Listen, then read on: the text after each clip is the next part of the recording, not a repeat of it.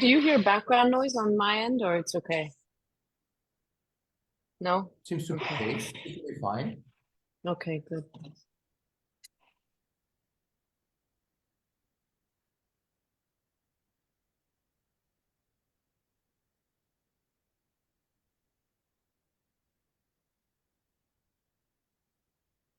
I should have put the earphone, but it's okay.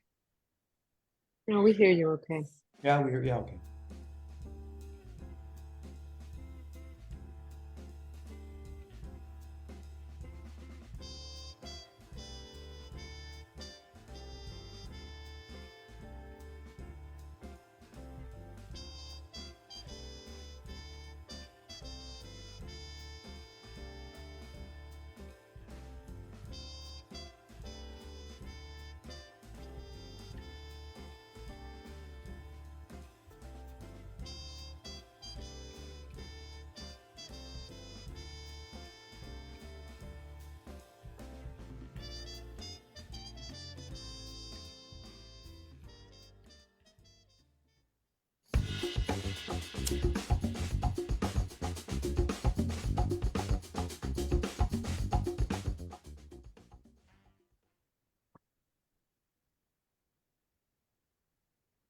And here we are, Wednesday, time for Light 'em Up.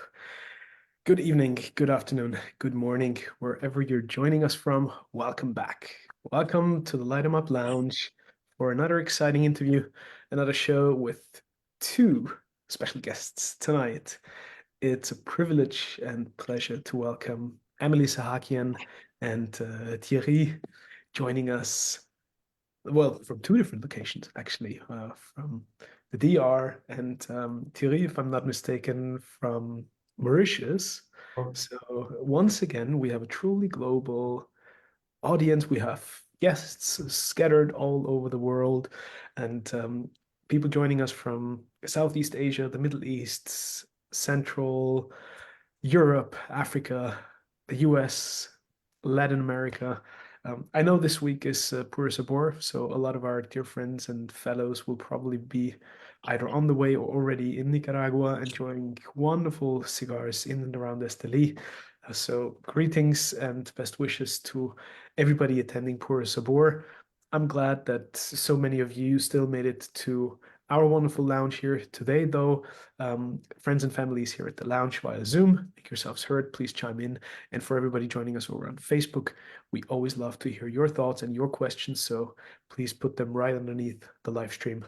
I'm always checking, I'm always following the live stream, so I can bring your questions to the show as well. But without further ado, Emily Sahakian, Thierry Farah, welcome to Light 'em Up, and thank you very much for joining us.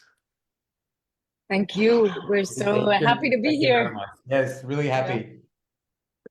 Excellent. Well, we already see the cigars in your hand. We see the wonderful decoration behind Thierry, screaming Chateau Diadem, and that, in fact, is the brand that we want to talk about tonight. That's the brand we want to learn about today. And in all honesty, it's a fairly new brand to the market. So a lot of our viewers are probably not familiar yet with Chateau Diadem. Will obviously change that. On the other hand, though, both of you, Emily and Thierry, you are well experienced in the cigar world, and you have had quite a spectacular and successful career, both of you, in the premium cigar industry before starting Chateau Diadem. So before we get to the inside baseball of the brand, give us a little bit about of your background history. How did you actually start with premium cigars? Shall I go, Thierry? Yeah.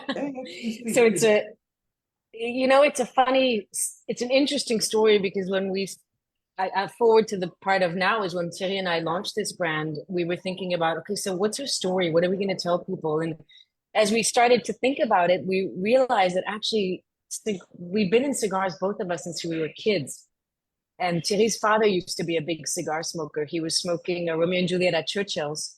And since we were kids, and they would throw these extravagant parties, in the 80s. And we were little kids, and there would always be a fight kind of friendly fight over who could carry the humidor to the guests at the party, because of that sort of the reception that we would get from the guests at the parties, where there's always this moment of excitement when you open a humidor and you extend the invitation. And from there, this was just a memory. Thierry used to go visit Zeno Davidoff on Saturdays. It was his outing with his dad. It was like, religiously they would do that. Sometimes when we would go hang out in his dad's office, we would pretend like we were plantation owners. And these are memories that came back to us after, now recently, that we were saying, oh my God, do you remember? Because his dad had a humidor in his office as well. And Thierry, of course, was the plantation owner. And my sister and I, we would sit at this big conference table and he would distribute cigars to us. And we were kids. And so fast forward a few years, Thierry, when he got back from college in Boston, he had discovered Cigar Aficionado magazine. And he was so blown away that there was actually this is late 90s, I think, no, 96 or something like that, 97. So blown away that there was this whole industry dedicated to cigars and that it went far beyond just, our little sort of world, that he came back to Geneva. And the first thing he did was get involved in trading Cubans. Mind you, back in the day when nobody even knew sort of what Cubans they were, there was a lot of confusion over what was arriving, what was authentic, what was not authentic. And so through, he did this for maybe 10 years and I joined him at some point. And he grew the business, or we grew the business together until we sold it. And Thierry then, I'm doing the shorthand version. Thierry fell in love, moved to Mauritius, started his family. And I continued my path in sort of chocolates, restaurants, always everything that has to do with lifestyle food. I love all of that. So, and then we met again over the confinement. We've always been in touch, but during the confinement, we started smoking what we like to say is kilometers of cigars, because that's all, well, a lot of us did during confinement. And that's when Thierry called me one day and he said, I think I found someone in the Dominican Republic who can make a blend for us. Let's do this. Do you want to come with me? And, we had worked together in the past, which is an important element to sort of, you can't just drop everything and work with someone that you don't really know, especially family. It's so delicate. But we know exactly how we work. And so we said, let's do it. So that's the sort of the beginning of the story. And we started as a white label a year ago. And now we've just moved into our new factory that I'm at right now. That's why I'm sorry for the decor isn't so beautiful, because it's a work in progress. But we've just moved into our new factory, 650 square meters in the free zone. So it's the beginning of a big adventure there. I hope that wasn't too long. Quite the opposite. Absolutely beautiful. And I mean, it's tough to condense such a rich history and a wonderful story into just a few sentences. And the good thing is that that's why we have the lounge, and we want to explore these things in depth, and we want to get to know the people behind the brands and the cigars that we all love and appreciate. Emily, if I may ask, obviously, I mentioned it during my introduction, and I so fondly remember the first time we met in Andorra, and you handed me your business card. I looked at it, and then I read Sahakian. Well, that rings a bell, right? It sounds familiar, especially when you're somewhat acquainted to the cigar industry. So it seems there's a bit of a family history with tobacco anyways, right? And you mentioned part of it. Do you consider that a more of a blessing or more of a burden in retrospect, when you come from a family that has a rich history and background in one particular industry? No, blessing. I wouldn't know why it would be a burden. No, blessing, especially because my uncle Edward is, he's just such a phenomenal, incredible person, as is Eddie, his son, and I adore them. So I feel always very flattered when people say, "But it's your uncle Edward Sahakian," and he is indeed from the other side of my family, from my father's side. And I know I'm flattered. I don't mention it myself usually. I wouldn't have said it, Reinhard, if you hadn't brought it up, because he's almost too big of a character for me to. I wouldn't even, I feel too small in front of him to even relate, to say that I'm related, just offer that information up. So. Well, I can somewhat relate to that and understand. Obviously, we had the privilege and the pleasure of last time seeing Edward and Eddie on the show. not even a month ago for our annual Light 'em Up Cigar Christmas, and thankfully Edward Yeah. and Edward always do us the honors and join us for that wonderful celebration gathering, and that's the reason why I said could it possibly be a burden, because you consider it like huge shoes to fill, right? But obviously experience always helps, and to have family connections in this industry, in general, connections and relationships in this industry is pretty much everything, right? Yeah. Which is also what made me very curious when you spoke about the history. Um, you managed, after barely a year into this venture with Chateau Diadem, to open your own factory, to be fully operational with your own factory and Galera floor, which for a lot of people is sort of the long-term goal, and something that they work hard and long for. And others choose not to do it, even after decades in the industry, to rather stay on the brand owner's side and work with other factories. How difficult of a step was that for you, particularly as a young brand and a fairly young company? Thierry, it wasn't planned. We didn't plan It this. is not important planned. We It started with a wasn't white planned. label. We started with a white label, and white label has been such a nightmare that I will just say we didn't have any choice. It was this, or I mean, if you go, we didn't have choice. I mean, this white label, we didn't get along with the person dealing with this, and Emily and I were like totally at the opposites of the ideas of the quality and the passion we have together. We had together for the cigars didn't match with the first person we met in the industry, and how do you say in English, sauf qui peut, Emily, if you can help me for this one. Yeah, run as fast as you can. Run as fast as you can. Yeah. And then things came very fast, and we had to take decision taking. We took decisions to do our own factory, to get our our own tobacco and our own rollers, and to go through over the entire get into a country which not your country, and suddenly from one day to the other one opening a company which is not in the Dominican Republic. I mean, we didn't really know people around, and it has been really, really hard. And I always said to Emily, once we go over this and that the factory is going to be on, and we, in a couple of years, let's write the story somewhere. Let's to remember that wasn't easy to start. Not because it's a young brand, it's because we didn't start with the right people at the beginning. That was the part of the hard part. Yeah, Emily? Yeah, for sure. And one of the, I love to tell this story because it seems so surreal, but it is one of the reasons why we decided to go our own way, was because, so we always joke with Thierry, we say that we each have our own obsessions about what we're a bit cuckoo about. Mine is about when it comes down to the design of the branding. And Thierry has a fetish, which is the weight of the cigars. And I don't know if you know, but usually when cigars are rolled, they roll a bundle of 50 and they bring it to the head of the galera, and the head of the galera weighs the bundle of 50 and makes an average and says, okay, well, we're in the range.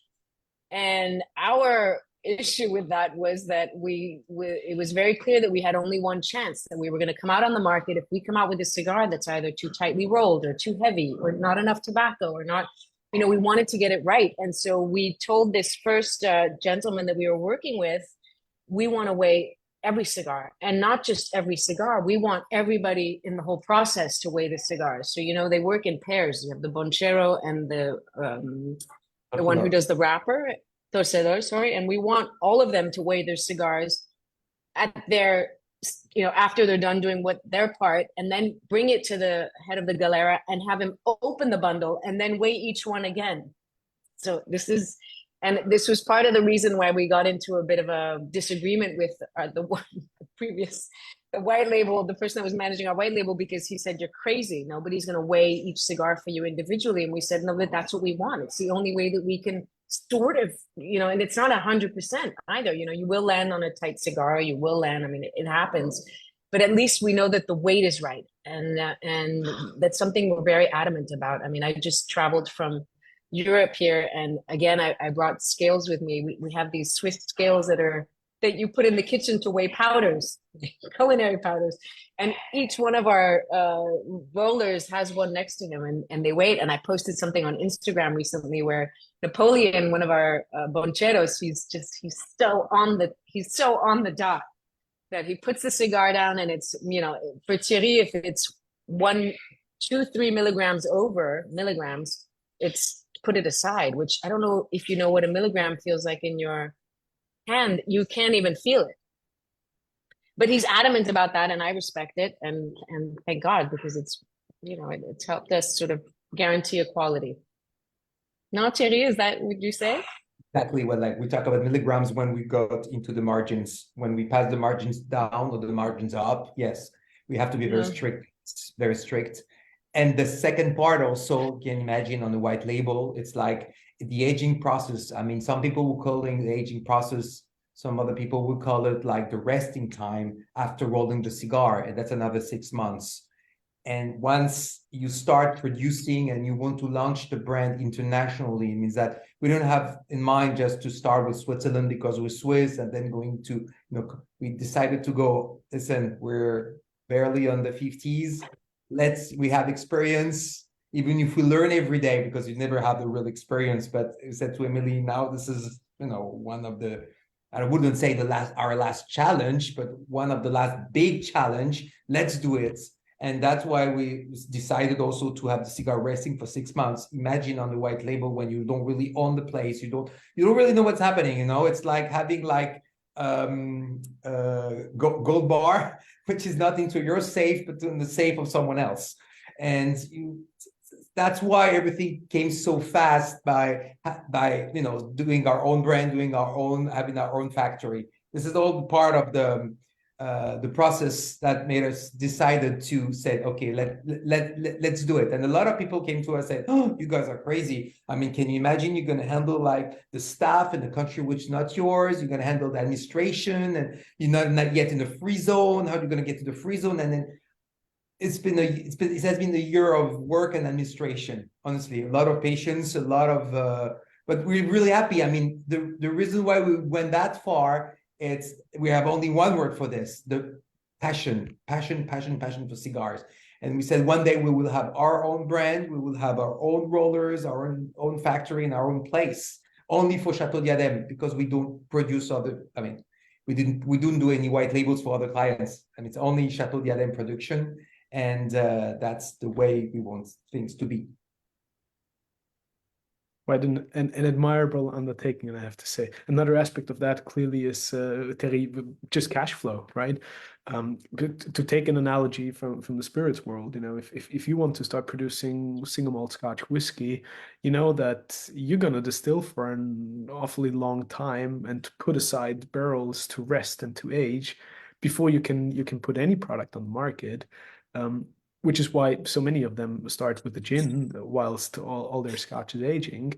But it's the same here, right? The longer you want your cigars to rest in the humidor or in the aging room, that's money sitting in your beautiful cedar-lined room. And that's a challenge, particularly for a young company. Yeah. Let me go back a step though, and let's go back to the drawing board for Chateau Diadem for a second. Obviously, you both had plenty of experience in the premium cigar world, and Emily, I found that very interesting that you mentioned you were into hospitality and all sorts of other lifestyle-related products. What were some of the building blocks that you said, if we create our own brand, if we create our own cigar, these are the main pillars that need to be in place in order for us to go on that adventure? Thierry? Vas-y. There's so many. It's hard to say, because you have the whole aspect, obviously, of the cigar, which is the most important. ensuring that the quality of the cigar is up to standards. And there's so much involved in that. I mean, it took us about a year to develop our pricing because we wanted to be premium, but we wanted to be affordable premium. And, getting to the right price point, getting to the right blend, making a blend is so complicated. So, I mean, there's a lot of different big pillars, I guess, and then smaller sub pillars. But definitely the branding also. We wanted to make something that was timeless, but also very modern. So hence the Chateau and the Diadem. And if I can give you the story of the name, if you'd like, because a lot of people always ask us about why Chateau and why Diadem. So it's a total fantasy. Yeah, it's a fantasy. It's a fantasy because Chateau, first of all, is a place that Thierry loves castles. And I think he's been all over Europe. Every time he goes on trips with his kids, they're going to visit castles. And it's kind of the dream place to have a cigar, right? Because you have these huge high ceilings and it's just imagine yourself by the fireplace. And the diadem is actually, sort of a half crown or a crown. And for us, the diadem is the crowning of the cigar. It's sort of the last step before the cigar is ready to be consumed. And so hence the name Chateau Diadem. And when I joined Thierry, he had already come up with the name and the castle. He knew that I think you've known that for a long time, that was going to be your brand. And he said to me, you can do anything you want, just don't take away my castle and don't take away the name. And so I said, okay, so there we go. I did this sort of, we agreed on this jungle print with, you can't see it on the bands, but you see it on the packaging. We have images of the aromas that we like to find in cigars, which are vanilla, nuts, there's cocoa beans, there's coffee beans. Anyway, so there's that element, the whole branding aspect where we've committed. I mean, we agree, both of us, that we always want to stay fresh. We always want to stay on the cusp of sort of making things fun for people in the cigar industry, because Lord knows we've been to umpteen shops and we try to, we try to taste everything that's out there. And so we said, okay, we have to make a commitment to do things a bit differently and to be a bit more creative and to be a bit more fun on that aspect.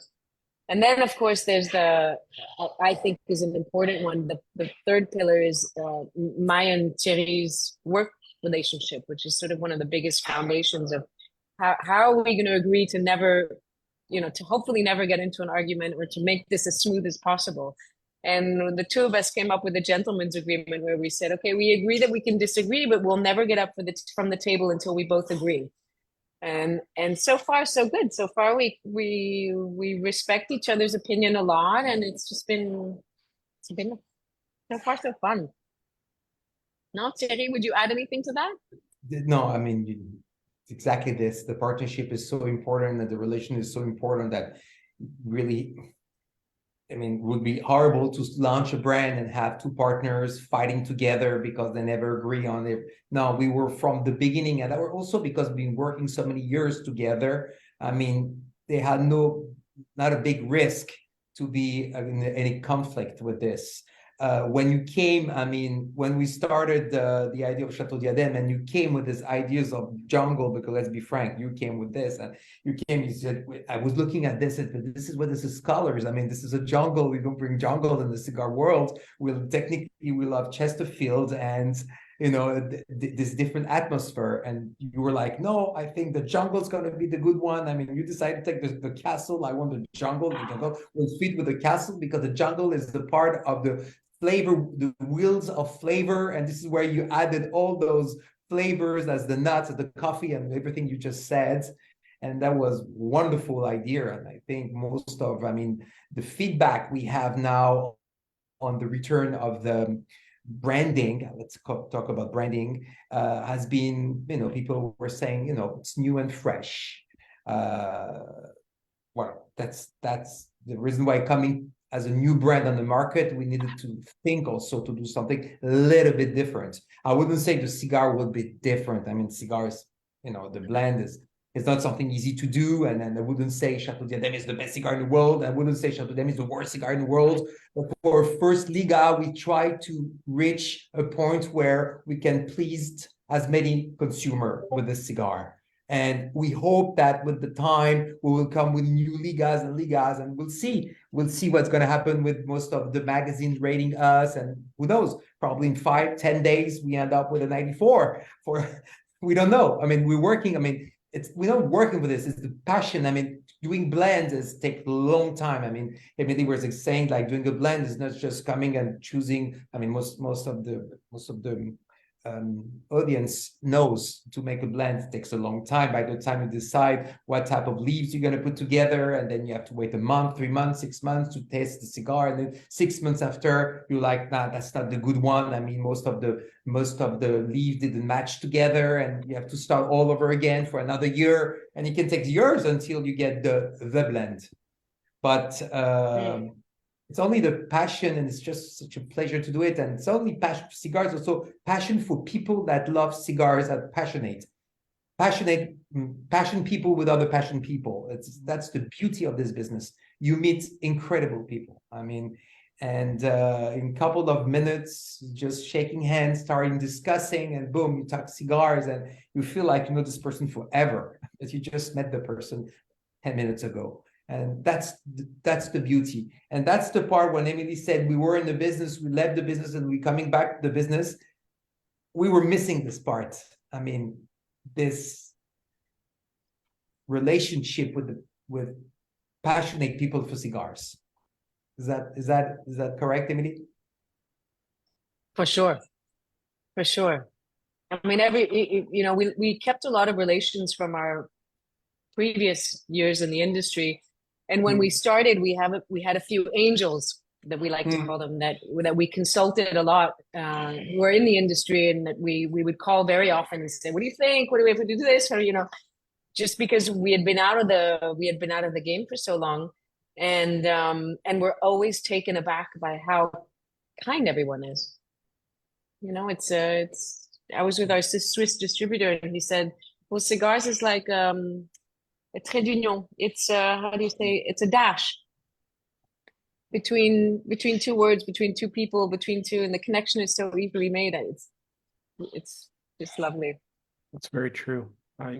We often talk about this here, and I think everybody who takes time out of their precious Wednesdays to sit here and listen to a podcast, live show, virtual lounge, whatever you want to call it, about premium cigars, that shows a certain level of commitment.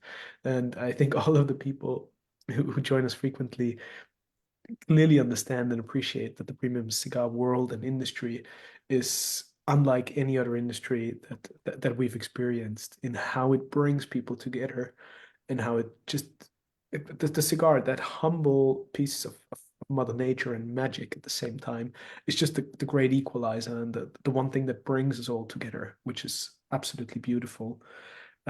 You mentioned how you set certain things in motion, and you set certain standards for yourself that you wanted your brand to beautifully reflect. And on the one hand, I being a manufacturer of beverages in my previous life, for example, myself, I know that whenever you create something, you pour your own heart and soul into it. And then there's the other aspect of, if you want your baby to survive, somehow at some point you need to make it economically feasible or viable in order to stay in business, right? How challenging, at the one hand, do you find it to balance out these mechanics, and also how much of how you created Chateau Diadem was purely a reflection of where you wanted to go and the love and the passion that you wonderfully shared, but on the other hand, how do you make it a business? And for example, did you see certain niches or certain voids in the market where you felt, this is where we could make a difference, and this is where we want to position ourselves in order to be successful for the future? Thierry? Go ahead. You want me to go? Yeah. I think it's a combination of all of that. I think we knew that we wanted to do something different, But did we find a niche? To be honest, we kind of arrived at a in good timing. And as Thierry said, when we started, we had some friends from the industry that have been, that have been in the industry for years who told us you're crazy. And this because mind you, He the called me a brand launched a fool. year ago, but we yeah, he called you a fool. But we started this three Called me a years ago fool. during confinement. He did.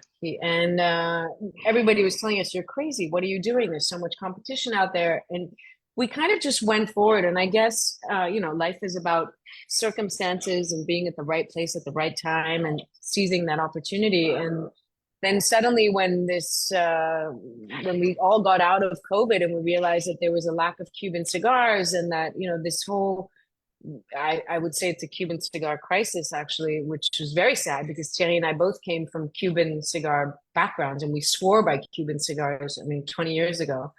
And kind of worked to our advantage where suddenly now smaller brands, and there's a whole younger generation of smokers, I think, who are curious to smoke different brands, who aren't so loyal as Thierry's dad would have been, where he only smoked Churchills and that's it, and to the grave.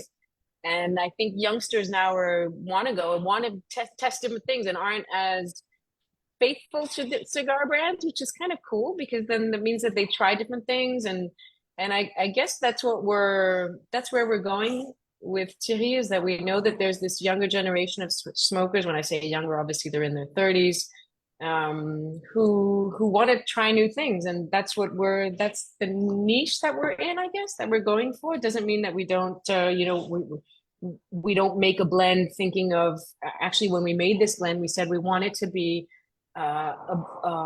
interesting for curious smokers and enjoyable for experienced smokers, so accessible to all basically, which is not such an easy challenge. And when we were making the blend, because of this Cuban background that we have, we wanted something. We started with 100% Dominican, and we were saying, no, it's lacking something. It's lacking.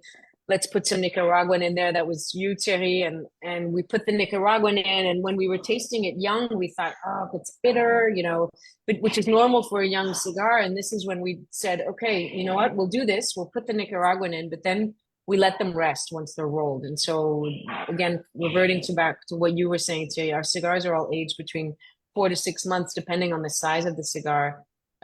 Aged, resting, just to give the flavors and the tobaccos the time to sort of come together and, make that magic happen.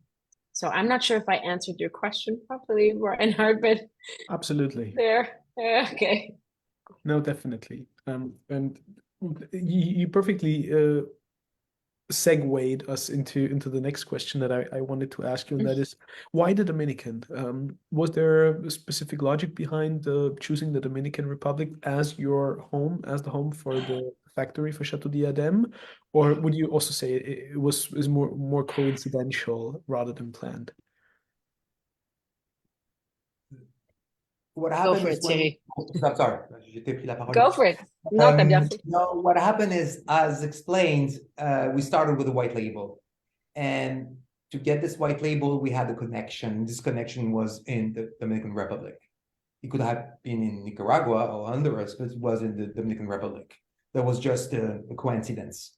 And we went there, we started there, it didn't work out. And then we stayed there because we were already around, and it was easier to keep going in the Dominican Republic. And I haven't been to Nicaragua. I haven't been to Honduras. I don't really know how the lifestyle is there, but in the Dominican, it's, lifestyle is kind of, it's okay. It's comfortable. And we also enjoy going to I would say I think it's more secure also to be in the Dominican than in Nicaragua and to be in Honduras.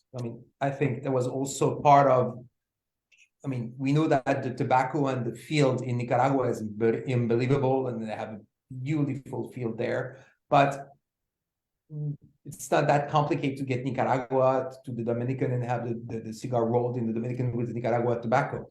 And that's, from coincidence to what happened to now, and now we're really happy to be there because we feel very comfortable going in and out of the country. And now we have the right people around us, and there is, there is a lot of stability in the Dominican. Also, to invest money, as you were saying, like having a factory like this, I mean, it's a big investment. You have to have the cigar resting for a time. That's your bank, and you better be in a country where it's very stable. And we're very confident with the Dominican. Great point.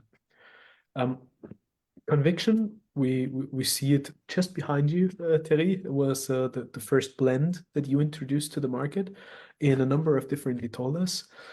It was very well received by critics and international publications like the Cigar Journal, Cigar Lovers Magazine. What's in store in terms of building that portfolio of Chateau Diadem, and what is your approach when it comes to building those core elements and the core blends to really build on top of? Vas-y. No, vas-y.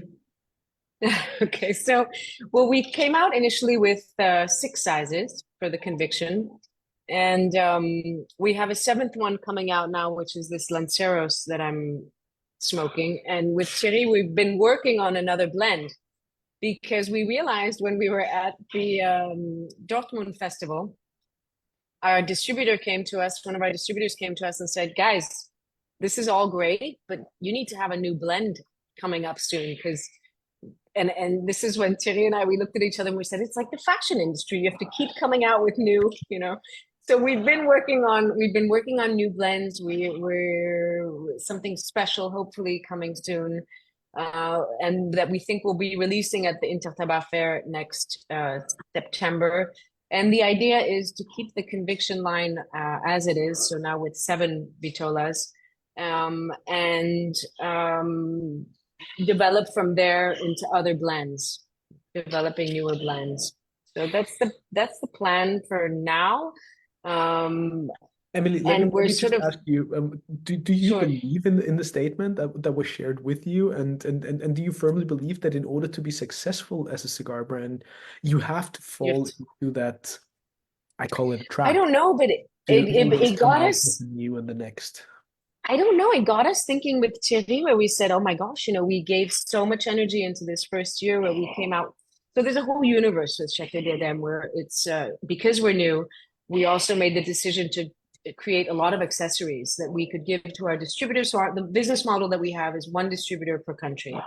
And we said we need to supply them with accessories. So we've developed cigar cutters, we've developed, sidecar cutters, wolf cutters, lighters, ashtrays, humipacks, shopping bags, the humidors, the works.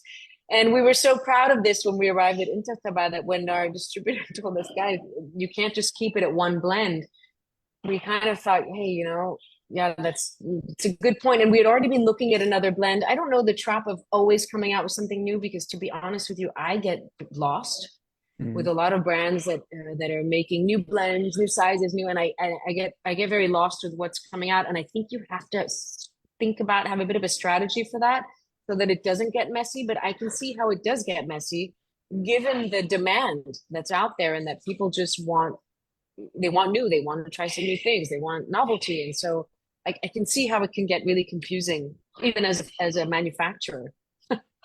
I'm completely with you. And I mean, we ask this question a lot of the people who join us here on the show, and you see different approaches where some brands clearly get lost in a plethora of brands and blends and lines, and others who try to keep more of a very clear and concise path. What do you think ultimately makes a great cigar successful, and a great cigar a classic, in terms of a standard that has its place and it has its merit for not only years but decades, that hopefully in 20 years people will still come back to their favorite brick and mortar and say, give me that Chateau Diadem Conviction, because it's just my all-time favorite or my go-to cigar?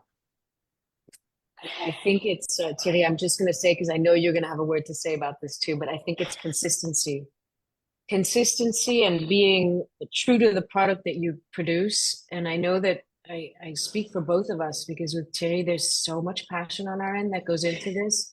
And also the manager of our factory is just as nuts as Thierry is with the grams and the, he's completely obsessive about the quality of the cigars, which thank God, and when they start talking weights and milligrams, and I tune out of it, to be honest, because it's just beyond. But I think that's the key to it, and that's what's going to allow us to be consistent and to consistently strive to have the best cigars rolled in the best possible ways with the best possible. I mean, we've changed our bands since we launched 4 times already, and tiny changes, like we've reduced the grammage of the paper a little bit, we inscribed something on the inside. No, we reduced the grammage even more because we noticed that people were having a tough time peeling the band off. All these little minutia details that make it to guarantee that kind of quality, I guess. Sorry, Thierry, did you want to say something? Just to say, like, it's been a year and we have only 1 year feedback. And as Emily explained, yes, we worked out on the bands, we worked out on the box. We were especially like most of the box going to change. People were saying the box are too heavy. Now we've been changing entirely the box for next year. I mean, for this year, so it's going to be totally different. And we try to listen and to get as many as information we can have to adjust and make conviction a long-term cigar by keeping, as you were saying, the consistency. And just to rebound on what you just said is, when we started this business with Emily, I was telling her, said, no, hopefully we're going to do one blend and we will focus on the blend, and we're going to take the time to make something with a lot of consistency. I'm sorry. And what happened is, once you start selling the cigars to different distributors, I mean, they come and they put the pressure on you by saying, when's going to come the next blend? Because I understand the way they function. They have different brands to sell, different brands to promote in their country. There is not only Chateau Diadem, there is tons of other brands, and some wholesalers, distributors has, I don't know, 12, 14 brands on the portfolio. And they need every year something new to come and see the retail store and say, hey, Chateau Diadem just came out with a limited edition. You should try it, because if you enjoy the conviction. And that's why we didn't even have time to work on the consistency of cigars, to adjust the box, adjust the bands, to even make some small adjustment on the blend. We still have some feedback on the blend. Small things we can adjust. Very simple. We keep the same blend, of course. We don't change the recipe, but we can add probably, if someone would say, oh, the Gordo needs some, there is a lack of power. It's not enough punch enough for such a big cigar. We will add some Nicaragua. This is some stuff we can still adjust, but we already have the pressure to create a new blend. It's tough. It's tough. It's a never-ending story. But hopefully we're not going to end up with 15 different ligas. But I would say if we can have 2 or 3 ligas after 2 or 3 years, 4 years, and create some limited edition, because I believe in the limited edition. Because in the limited edition, it's like an artist. You can create something, a limited blend, getting some bells, limited bells where you got, because it's an aging bells, or to do something special, and you do a limited edition. This is also something that most of the distributor loves. Once the name starting getting known, I mean, I would say now it's too early to start with the limited edition, but probably in a couple of years, we'll be very excited to come with something limited, with a limited box and the design and the blend and the band. And yeah, we have a lot of energy and we're very highly motivated to do that. And that's where we want to go. That's next step. I certainly think that there is a very charming element in focusing on a core line and taking your time in developing the brand, developing the blends, instead of just falling into that rhythm of creating something new that's only viable for, probably a year or not even a year, and then try to come with the next thing. Of course, there's dynamics to the market, and given the tobacco inventory and probably even a shortage of certain tobaccos, it might be easier to create limited editions where you have access to one particular bale of tobacco that's great quality, and then you do that limited run with it. But what comes after once you've used Yeah. that tobacco? So there's all sorts of challenges to that. But kudos to you for taking the time and being modest and moderate and very considerate in the way that you approach building the blend and having all these core elements firmly in place. Albert, you had a couple of questions which I saw in the chat box. Would love to hear your thoughts, and welcome to the lounge. As always, good to see you, buddy. Good evening, everyone, and again, thanks for giving me my 5 minutes of fame. Emily, Thierry, pleasure to meet you guys. And I actually have just very basic question. Honestly, this is one of the simplest questions, Reinhard, you're gonna recall I asked in the past. So it's really just a rundown of a portfolio, right? It's a very kind of new and fresh, brand. Although partnership behind it is, very well cemented and solid. Just curious about the portfolio, because once you understand portfolio and the approach of a portfolio, that kind of gives a better understanding of a brand. And you mentioned a lot of vitolas. I mean, that is challenging on its own, not going into grams and the air pressure in the cigar. And yeah, so that's question number one. I mean, could you give us just a quick rundown of a portfolio you currently have? Sure. Sure. We have 6 vitolas currently available. It's the Robusto, the double Robusto, the Toro, the Bellicoso, the short Bellicoso, and the Gordo. And then coming on the market soon is the Lancero. So it's technically 7, but we started with 6, but we staggered them because we aged the cigar. Because we let them rest for 6 months. We couldn't come out with everything all at once. So we made a choice. We came out first with the Robusto, the Toro, the double Robusto, then the Bellicoso, then the short Bellicoso, and finally the Gordo. And now coming soon, the Lancero, which was my fetish cigar, but we decided to make it the last one we rolled because it's the most complicated one. So we said, let's first manage a first production and then see if we can get to the Lancero. And then the blend we're very open about the blend. It's actually on the cover of all of our boxes. It's the wrapper is Ecuador, the binder is Olor Dominicano, and then the filler there's Criollo Esteli from Nicaragua and 2 Dominican leaves. Oh, wow, that's straight to the point. I love it. And the last, yeah, I really like when people. I don't know, to the point. Well, we want it. About the blend, we just put it on the box, and then we saw many people that either don't talk about the blend or they make it, it's a mystery. And we said, why not? It's a cigar. I mean, It's the confidence, really. Everyone's- That's the way I see it. It's the confidence, because a lot of brands, they hide it, and there's other reasons. But I think it demonstrates the confidence of a brand. So, and the simplicity, as well, that then you just disclose so much information. It's so much easier to make a decision, and you approach, the brand. I think this is just. I'm sorry. Forgive me. Go ahead. No.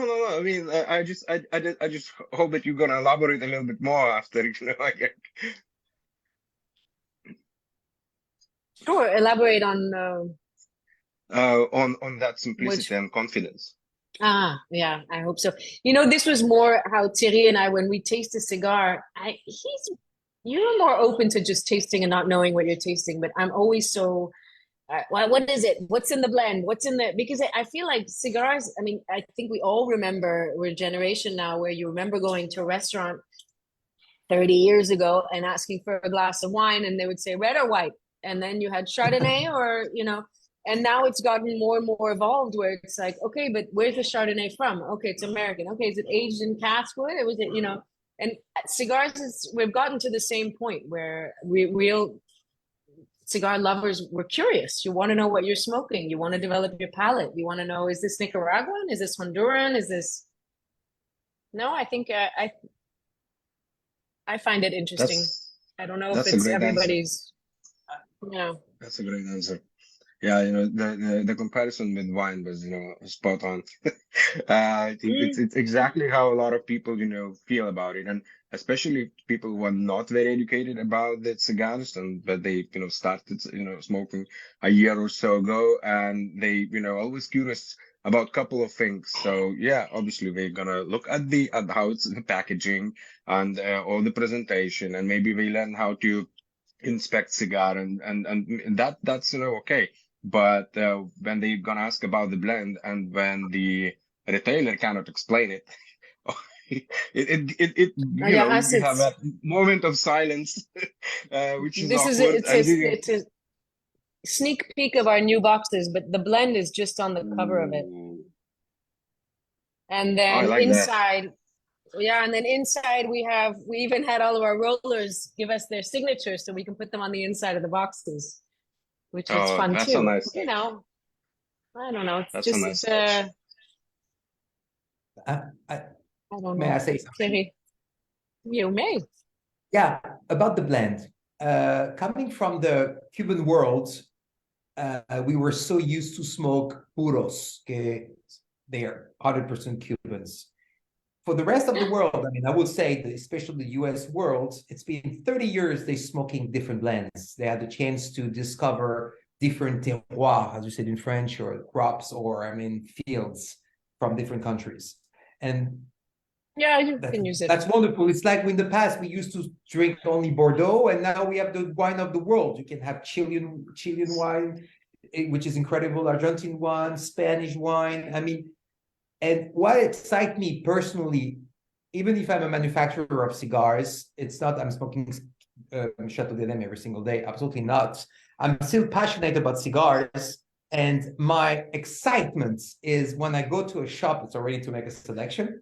Always try something new. And what excites me the most is when I start smoking the cigars, going online and looking the blends. They will not say the blend as we, saying Cito Criollo, or they don't go that far, but at least to know the regions where it's coming from, the blend, what they put into the cigar.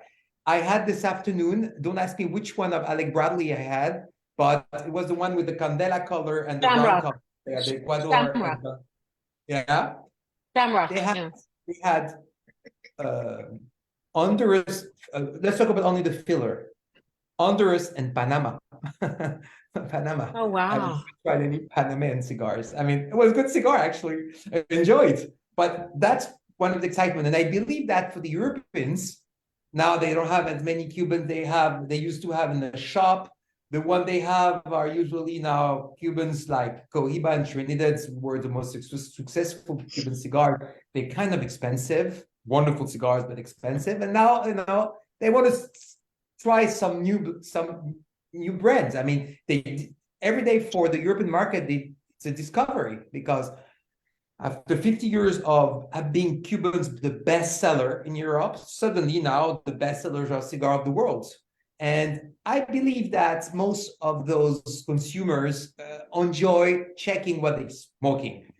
Some are, depending the level of education they have in cigars, but some say, oh, Dominican Republic is a Dominican cigar. Absolutely not. Dominican Republic can be everything except Dominican. I mean, it's a blend. It can be technically in the Dominican Republic, they rarely do, except Arturo Fuentes, who makes the best cigar Opus X, which is 100% puro Dominican, because he has the wrapper. Most of the Dominican cigars doesn't have wrappers. Means they don't do puros. I mean, which the blend is a factor that's been used in the Dominican to do blends, because only by using most of the time, it is not the Cameroon wrapper, if it's not the Ecuador wrapper or Connecticut wrapper, the St. Andres wrapper, they don't really, it's rare to have a wrapper from Dominican. That's why we had this idea with Emily to say, hey, let's push what we have in the cigar for people to be able to say, hey, I'm going to try this Nicaraguan with Dominican and Ecuadorian. Let's see the flavor. And Yeah, actually, a question Yeah. No, but a question that I would want to put out there is, does it matter that we put the seed? Is that even interesting, or should we just keep it to Dominican, Nicaraguan? Is that interesting to you to know that Oh it's yeah. criollo or olor dominicano? Oh, I would say cigar snob or not, when you know the seed and when you the down the line in your smoking experience, couple years, you're gonna read a couple of books and those questions gonna start popping. So the more educated cigar smoker is, the more details they want and the more details they seek. Mm. So I think because you wanted this cigar to be approachable for so many different audiences, it kind of makes sense that some people not going to read it and they're just going to ignore it. Mm. But a year or two later, when they go get more educated in cigar world, I would doubt that they would skip that part. They're gonna read it, and it's almost like why so many different products have inserts in the box explaining the story, explaining the recipe, explaining the parts and the work and the labor that went in producing that, and that's something I'm missing from cigar boxes. Although Perdomo started doing that, to some extent. So yeah. Oh, that's by the way an amazing answer. I mean, I was not expecting after first answer was so condensed and so to the point. Thierry jumped in. Sorry. No, it's That's why we complement each other. Oh, absolutely, Yeah. absolutely. I have last question. Very, very simple. It's just the cigar name, right? So you gave a story about the brand, and that's a very interesting and cool story. I love castles as well. So that's connection straight up. And the name of it, cigar, is that conviction you mentioned. It's so. That is, yeah, that is a menacing name. I'm just curious how you come up with it. So conviction, that took us a long time, but we decided that it takes a lot of conviction for us to do what we did. And I think that conviction is a false friend. I don't know how you say this, but I think in some languages, conviction means you go to prison. But the conviction that we use is to mean that you Long-term believe in commitment. something.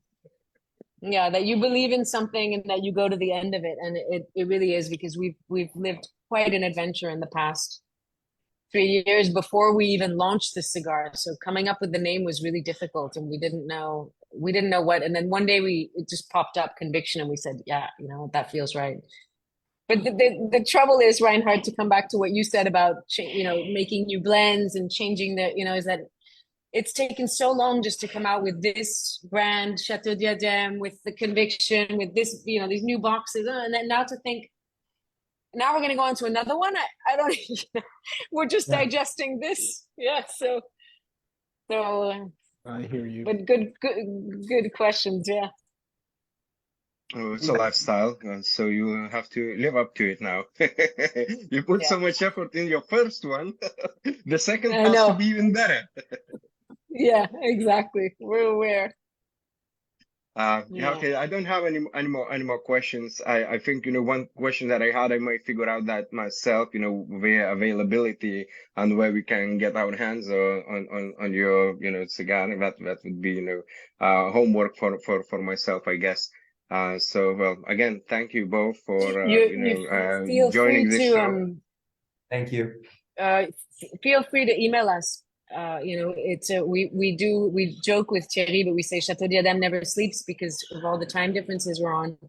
And we answer our emails, we manage our Instagram, we do everything. So if you ever have a question, initially we wanted to put the list of retailers on the website, but it just became so difficult to manage that we just have the distributors. But if you ever have a question, we're still at that level where we can manage everything ourselves. So don't hesitate to email us.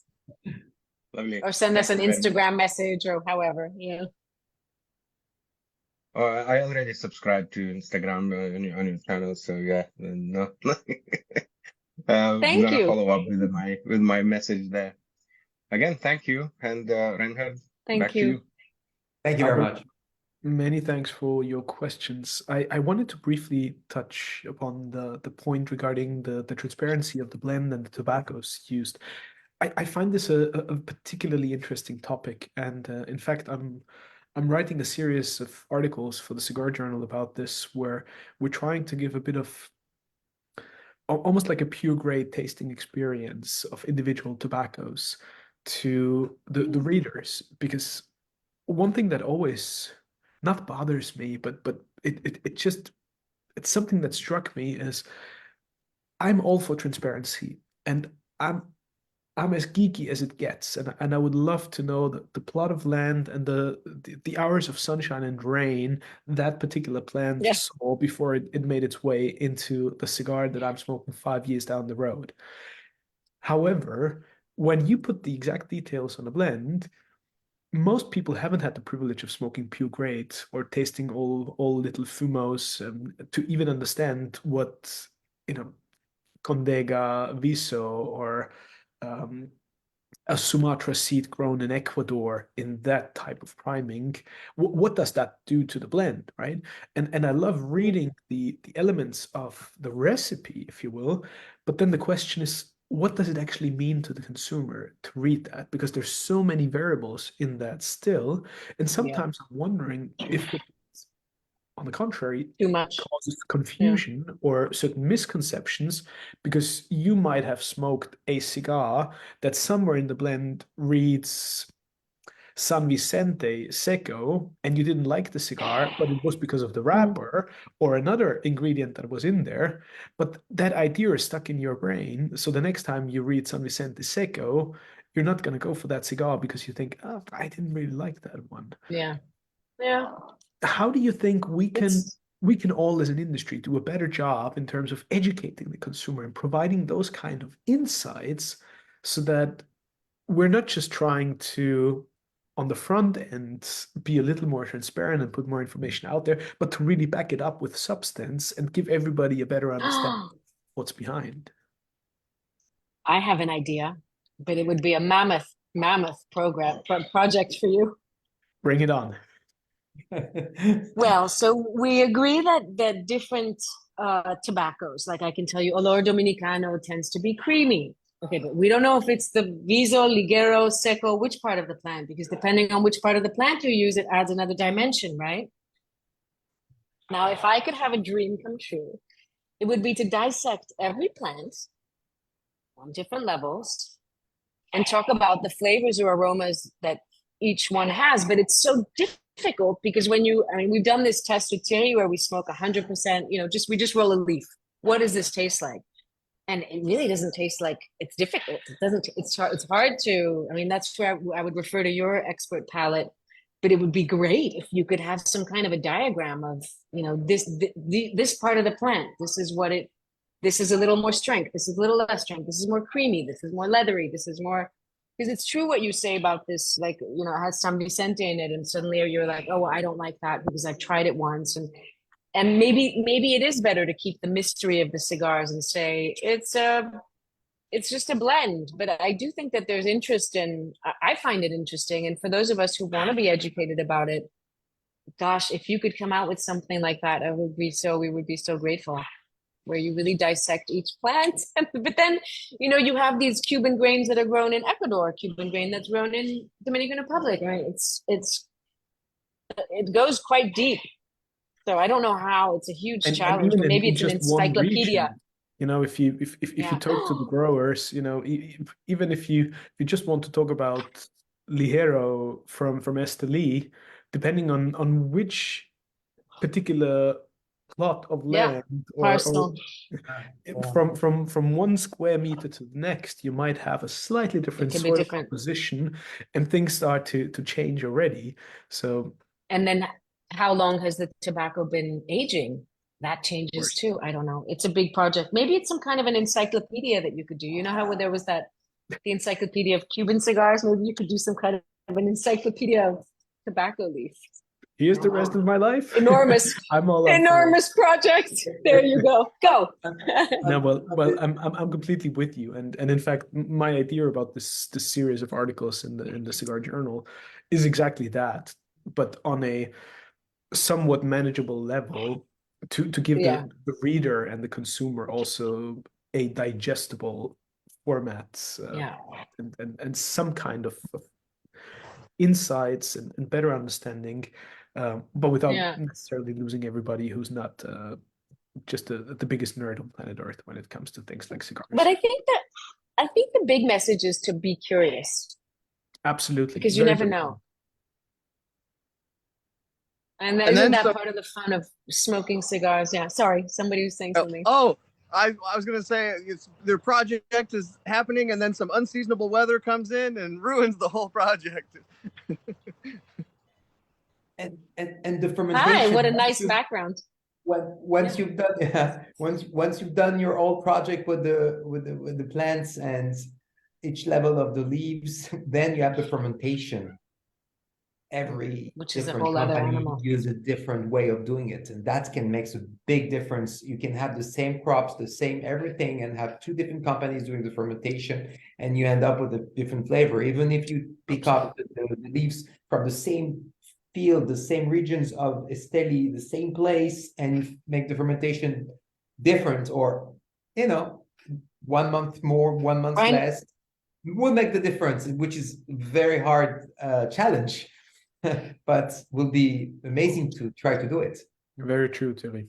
Reinhard, you have a challenge now. You're going to have to ask every tobacco supplier to send you triple fermented, 2 to 3 years old tobacco leaves from each of the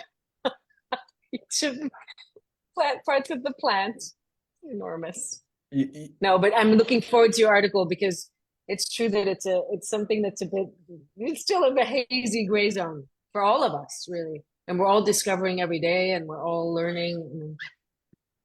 But that's the beauty of it as well, isn't it? I mean, it's a life's quest, and every day is another learning step kind of path and trajectory, and I love that, and that's what also fascinates me.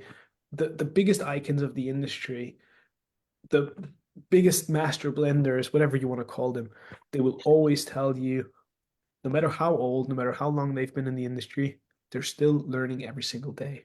And that's what I love. It's also that humility when you understand you're working with Mother Nature and you're working with something that's so much bigger than yourself and all the variables that brings with it.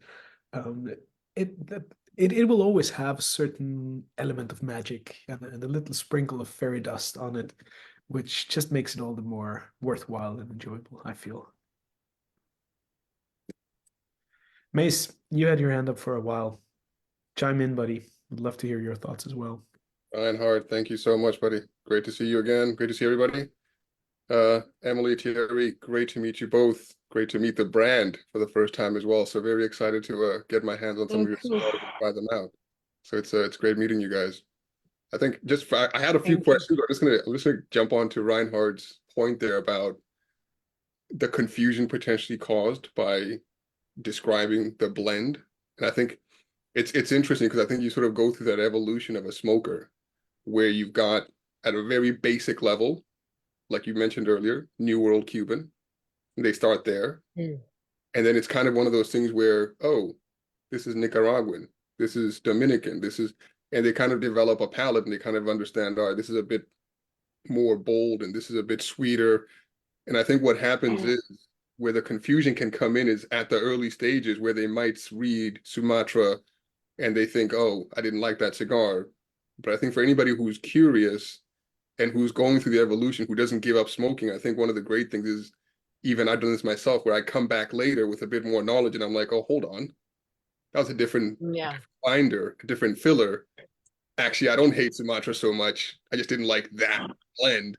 And you go through. So I think it's one of those things where that transparency, if it was more abundant and if it was across the board, it would actually help things because yes, there will be some confusion at some stage, at the early stages, but people will they'll start comparing, they'll start understanding that, oh no, I do like Cameroon wrapper, but I don't like this filler, or you know what I mean? I think that's where the consistency and the transparency, if it could be across the board, if there was a way of implementing that, people would self-educate, and the nerds among us, I think everybody in this lounge tonight is like, yes, give me more, I want to know, I want to know where it's from.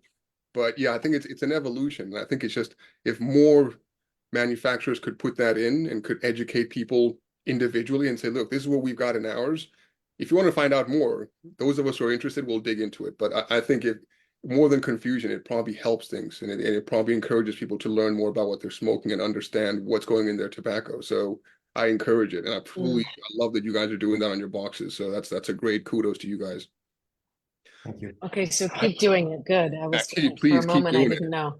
Keep doing Okay, okay. But yeah, I had a few questions, and I guess the first one was just you kind of touched on the history and the Cuban influence and sort of where you guys started, but I wanted to understand how being two different people, different palates, one cigar, how do you guys balance that out? How do you choose? You can't have the same palate. So how do you come to that consensus that, right, this is what the conviction is going to be? This is the core of conviction. How do you guys find that? Are you guys looking at it as longer term down the line, it's going to be more this blend, or this is now sort of more to Emily's palate, and the next one's going to be more to Thierry's? And how did you guys get to that? How did you find that? That Thierry, this happened, is all you. but that happened with the Lancero. Tell us Yeah, more. but that's just the size. That's just the yeah. that's just And the the and the size. How did you petit get to bit the blend? and We have, and we the have short the same blend. bellicoso, if you say.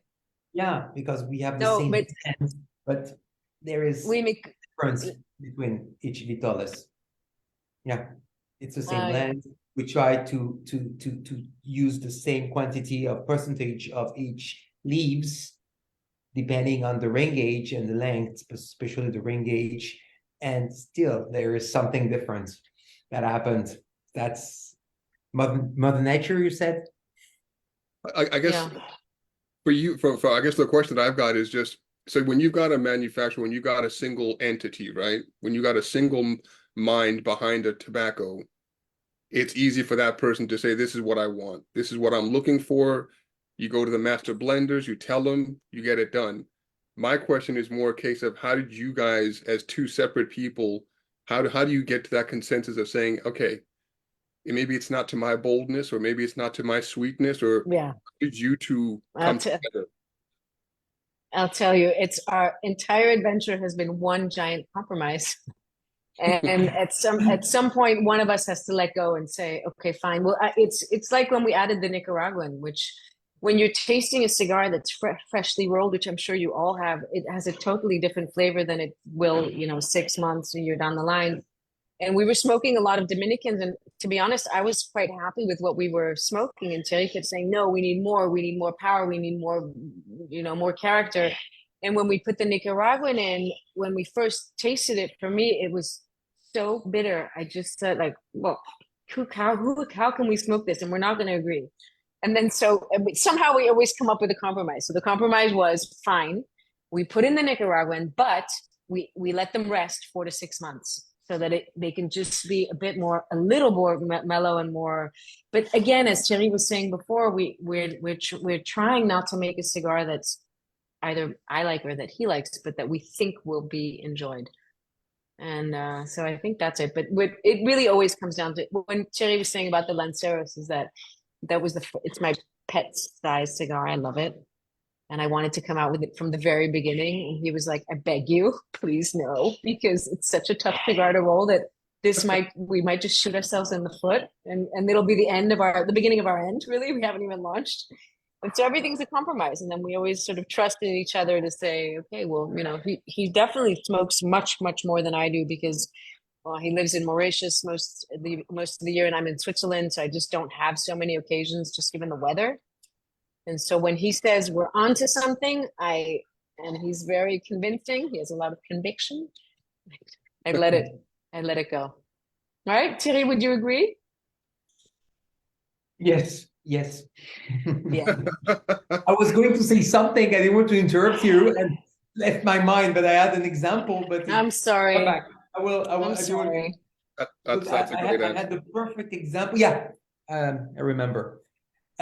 When we started doing a cigar, I mean, also coming from the Cuban world, if I talk to myself, I mean, imagine I was alone to do it and doing a blend only for me, it wouldn't be a good idea, because it's not, because I mean, coming from this world, we're looking for powerful cigar, long in the mouth. I mean, as Cubans can be, like a Partagas, for example, and it wouldn't be the right cigar, first of all, that would please the I would call the mainstream, the most of the smokers.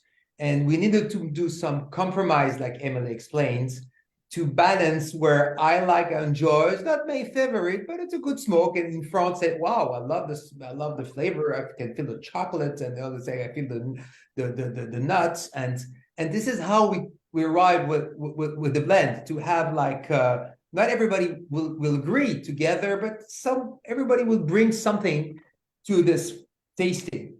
And this is how we create a blend. And but again, and the story looks simple, but at the end, it's, as I said, after 3 months, 6 months, you retaste the cigar and you're like, something's wrong, or you're not happy, and you have to start from the beginning again and again. That's why we're trying to create blends every time we have the opportunity to create blends, and we keep them resting. It means like every 2-3 months we go to the Dominicans, we start smoking the cigars we created 3 months ago and 6 months ago. And this is how we hope we get our second blends. The first blend took us 1 year. We came with a chef. You didn't give the story of the chef. No. My good friend in Mauritius, he's a chef. He's a good chef. He was managing a big chain hotels, and they had some. He was managing the hotel, food and beverage, but he's a chef, and he's passionate about cigars. And I told him when we decided to do white label at the beginning, and I said to Emily, we should invite him and tell him to come with us. I mean, will be another palate to be able to taste the cigar with us. And that was actually for the first blend. And what's interesting to have a chef with his palates. He was able to go so far in the description of his smoke was impressive. That's how he also had an Excel sheet that was just crazy. Details at for each cigar. Yeah. That's amazing. For each cigar. We helped create. But I guess the blend. So incredible. Yeah. Amazing. That's great. I think it's really interesting because, of course, a lot of the big brands, it's one individual, one person behind it, and I think it's really interesting that you guys are kind of balancing each other off, and it's not just going in one direction or another direction. So I think that's actually quite interesting, and it's something that I guess I'll try the first conviction and go from there. But it'll be interesting just to always keep an eye out on what you guys are coming out with. So I think that's really cool that you guys are doing that, and you're bringing in another palette as well when you're going through that process. So that's pretty exciting for you guys. But just tying on to that, my final question is, when you guys were sort of coming up, you had your individual intros into cigars. And I guess my question now is just, if you could, and it's a tricky question, but if you're both looking at it, if you had an influence, or if you had a particular brand that you always looked at, Thierry, you just mentioned Partagas, the Cuban Partagas. I love Cuban Partagas. Great cigars, great brand. But if you could both sort of look at it and say, Emily, what's your brand that sort of influenced you, that you really like the look and taste of, and Thierry, for you as well, if I could maybe just sort of tease that out of you.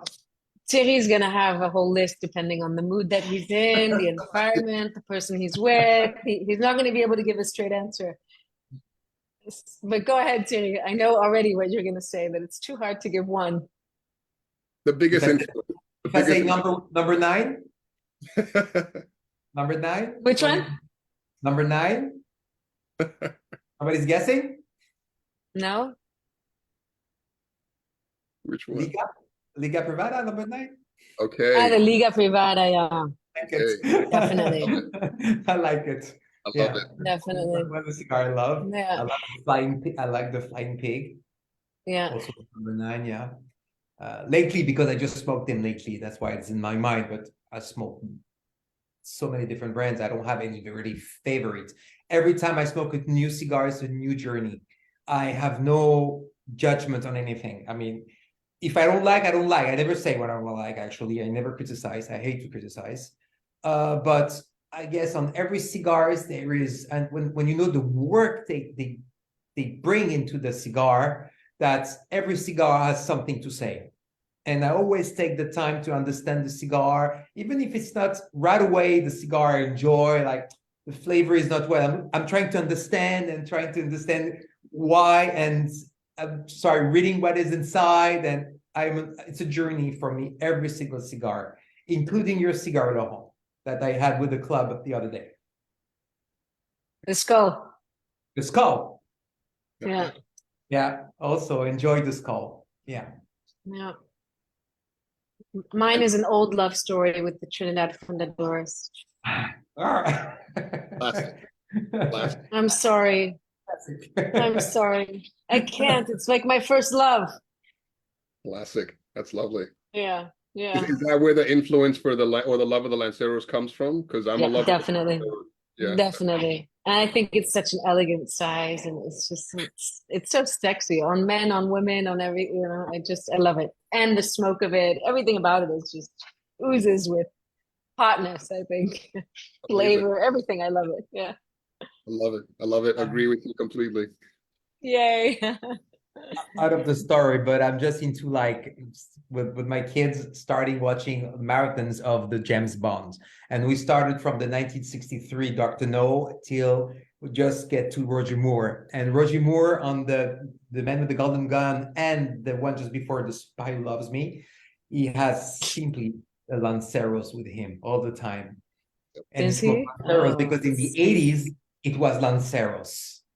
Yeah. And was just like He's so chic. God, he has his Lanceros all the time. Love it. Well, if James Bond does it, Exactly. right?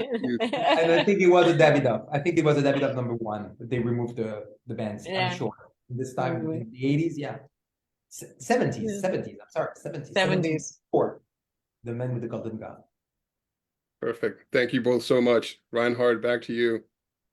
Well, actually, over to Ian. Thank you. For a question. Well, Ian, I thought you'd probably be in Nicaragua, but looks like you're still in the freezing UK. Yeah, afraid not this time, unfortunately. And great to meet you guys, and I look forward to trying a diadem.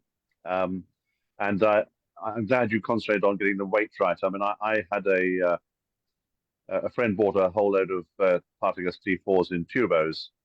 I have some jewelers scales, and I weighed them, and they varied between 9.5 and 11.2 grams, and it was just completely wrong, and they were clearly not of consistent quality. What I would say is, and a brand I really love is Dumbarton Tobacco and Trust, Steve Sacker's brand, and he's sort of in the premium space, but I think like you, affordable premium. And he makes them for his palate. And he wants the cigar to taste good from the very first puff throughout. And I think don't compromise, and possibly don't get too many other opinions. Do what you're good at and what you really enjoy, what you want to smoke. And hopefully your customers will love what you produce and what your palate is.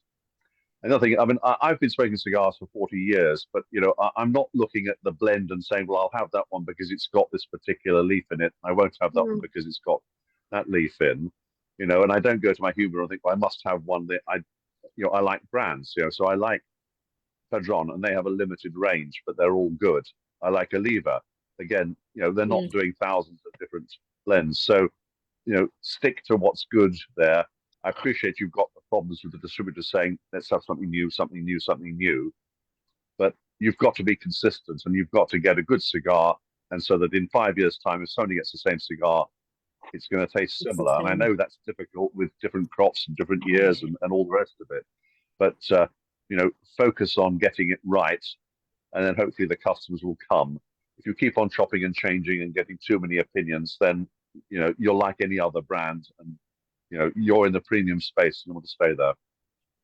Thank you. Thank you. Thank you for that. Yeah. Wonderful thought, Ian. Well, Emily, Thierry, time flies, and what a wonderful, wonderful opportunity to have you on the show. Before we wrap things up, I'm curious as to what the next steps look like. Obviously, you shared quite a few of them. You have a few exciting new releases installed, and I'm looking forward to seeing what 2024 will have installed for you. But looking ahead in terms of the vision of Chateau Diadem, where would you like to see this project grow towards, or what's your vision for the mid to long term range? Thierry, this is all you. You can start. Well, you know, with Thierry, we joke a lot where we say, if we're lucky, we'll never stop working. And so the idea is to take this sort of beyond. It's going to become it is already our lifestyle. And I know he has two daughters who, I mean, we won't make this public, but we keep it in the circle of trust. They're 13 and 10, and they perfectly know well how to choose a cigar, how to light the cigar, how to, Thierry is kind of grooming them to leave them this legacy. So the idea, I know that, I mean, it's an intimate question, but the vision is to stay around for a long time. To keep the quality, to be consistent, to keep our integrity, to try and do the best that we can and stay in the industry the longest that we can, and always keep true to our beliefs. And I think that's as far as I can take it. I don't know what the future holds. I don't know how many blends we'll have. I don't know how many new, I don't know all of that yet. It's sort of everything happens so fast for us that we're just we're chasing to catch up to everything, which is exciting. No, Thierry, I don't know. You want to add to that? Yeah, we hope the journey will last forever. It means we didn't do it we hopefully we try to break even and even to make one day some profit in this business. It takes time when you start, but we didn't really do it for money, I will say. I mean, we did it by passion, and especially to be in this journey, to be around, to be traveling, to go to cigar clubs, to travel around the world. And of course, the best thing we could have is to have the brand recognized. And the day that Chateau Diadem will be recognized, I mean, that will be the best day of, our success. I mean, I will personally would be so happy to be recognized. I mean, as a brand, Chateau Diadem will be recognized as a brand, international brand, I would say, and keep working till the last day. I mean, we didn't plan to do this business, to sell the business afterward, or no. We said to Emily, listen, we love this world. We love this lifestyle. We love working. We don't want to be retired. We don't want to stop working. We want to be there. We want to do what we love. And we love cigars. We love the fabrics. We love the people working for us in the fabrics. That's also part of we didn't talk about that, but it's also amazing to have those people rolling cigar all day long. That's the only thing they do, actually. And that's also wonderful when you go to the factory or with them and they're passionate about what they're doing and you share this passion with them. I mean, that's so important. I mean, the rollers is so important, also part of the industry. And the journey hopefully will last forever. I mean, as long as possible. That's what I'm looking for. And we wish you nothing but the very best and lots of success. Thank you For that. Thank you. Thank you, Reinhard. Sorry to jump in last. I didn't raise my hand. I'm jumping in. I just was thinking, because you were talking about the future, I thought of a question I could have asked earlier. Well, first, are they available in the States at this point or soon? And second, since you mentioned money and the future, and having sold a brand years in the past, would the idea be that if you got some recognition, let's say STG comes along with a nice offer one day, would that be something that you would consider? Or, Thierry, he sold the business once, and I think it's your biggest regret. It wasn't a regret, because once you saw the business, I start going through different journeys and different business, and cigars was so into my ADN that something was missing all the time. I mean, I didn't enjoy the other business. I went to real estate business. I've been doing some other things. And that's why when I called Emily and said, hey, let's do something. And we decided that, and we knew it.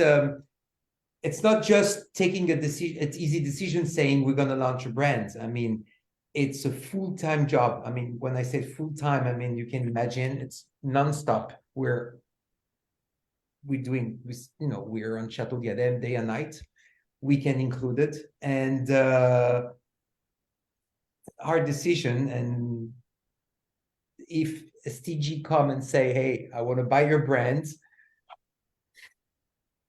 what's the story? If they buy your brand and you're like Zino Davidoff, you have the best part of it.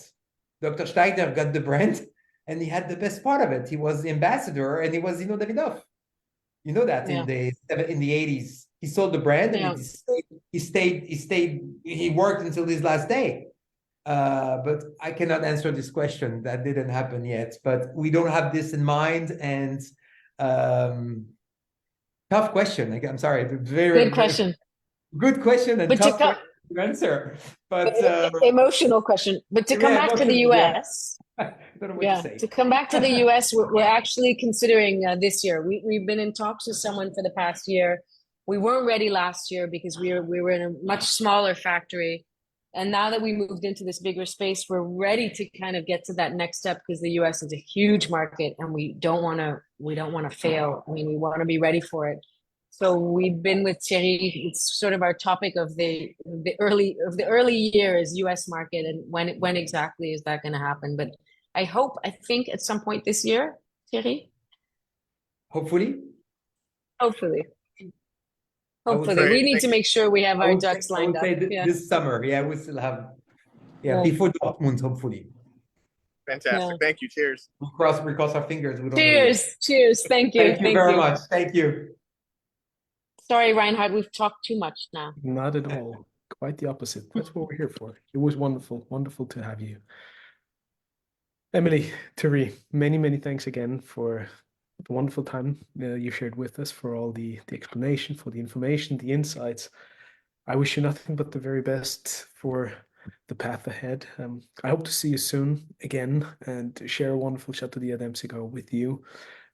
But for today, again, to both of you, many thanks. Thierry, I know it's very late for you. No.